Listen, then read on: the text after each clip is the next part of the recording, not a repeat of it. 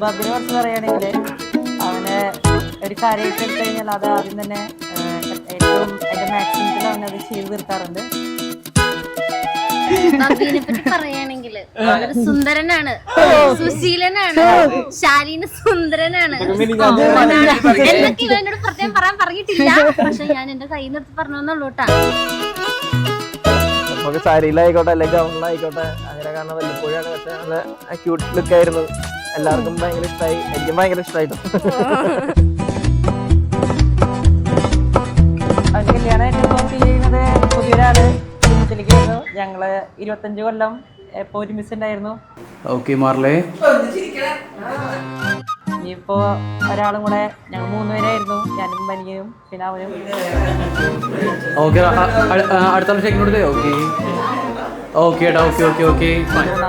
നാലാമത്തെ ഒരാളായിട്ട് ഇപ്പൊ ഫെസ്റ്റ് കടന്നു വരികയാണ് വീട്ടിലേക്ക്. അതിന്റെ സന്തോഷമുണ്ട്.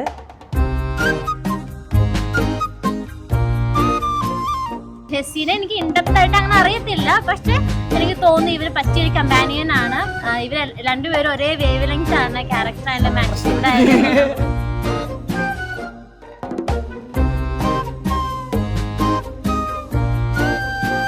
എനിക്ക് ഇങ്ങനത്തെ ഒരു സാധനം തരും, ഒന്നും കേൾക്കാറില്ല. ബബിൻ ചേട്ടൻ എന്ന് പറഞ്ഞു കഴിഞ്ഞാൽ നമ്മുടെ എല്ലാവരുടെയും ചേട്ടനോ പോലെ. എനിക്ക് ഈ ലുക്ക് നിങ്ങൾ പറയുമ്പോൾ എനിക്ക് എപ്പോഴും മറ്റേ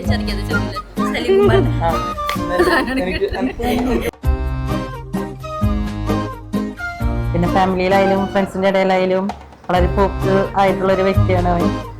അതുകൊണ്ടാണ് കുറെ കൂട്ടുകാരൊക്കെ ഇവിടെ ഈ സമയം ഇവിടെ കല്യാണത്തിന് വന്നിട്ടുണ്ട്.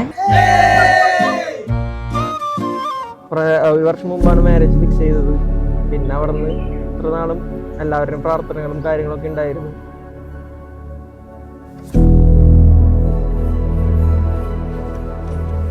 പാരൻസിൻ്റെ ആയിക്കോട്ടെ, ആൻറ്റിമാര്, സിസ്റ്റേഴ്സ്, കൂടെയുള്ള കൂട്ടുകാർ എല്ലാവരും ഞങ്ങൾക്ക് വേണ്ടി പ്രാർത്ഥിക്കുകയായിരുന്നു അങ്ങോട്ട് ഇന്ന് വരെ.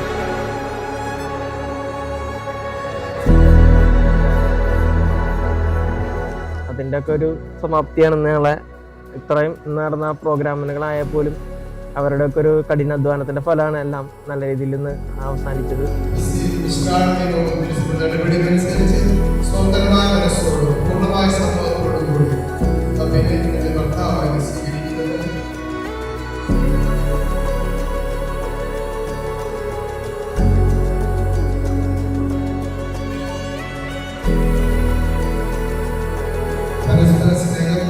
പരസ്പര സ്നേഹത്തോടും വിശ്വസ്തയോടും കൂടി ഏകമനസ്സോടെ ജീവിച്ചു കൊള്ളാമെന്ന് വിശുദ്ധ സുവിശേഷം സാക്ഷിയാക്കി ഞങ്ങൾ വാഗ്ദാനം ചെയ്യും.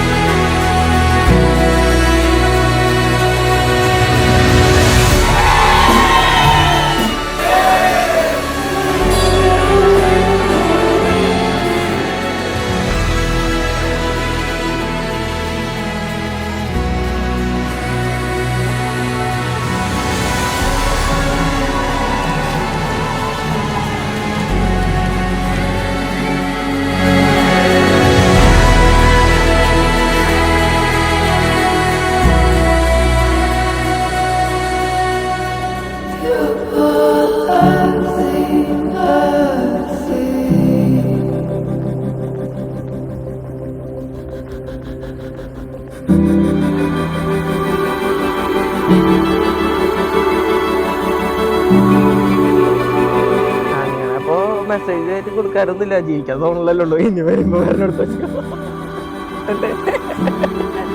അത്